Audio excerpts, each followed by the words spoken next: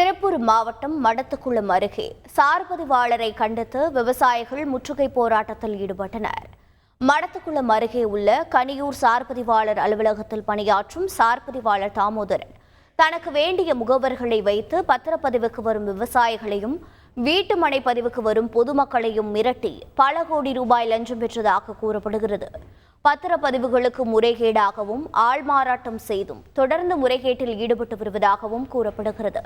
தாமோதரன் மீது துறை ரீதியான நடவடிக்கை எடுக்க வலியுறுத்தி விவசாயிகளும் பொதுமக்களும் பல கட்ட போராட்டங்கள் நடத்தியும் எந்த நடவடிக்கை எடுக்கவில்லை என்று கூறப்படுகிறது.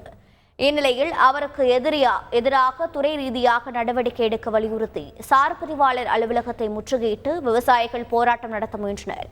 அவர்கள் அனைவரையும் போலீசார் கைது செய்தனர். தாமோதரன் மீது நடவடிக்கை எடுக்கவில்லை எனில் மீண்டும் போராட்டம் நடத்தப் போவதாக விவசாயிகள் தெரிவித்துள்ளனர். செய்திகளை உடனுக்குடன் தெரிந்து கொள்ள உடனே சப்ஸ்கிரைப் பண்ணுங்க.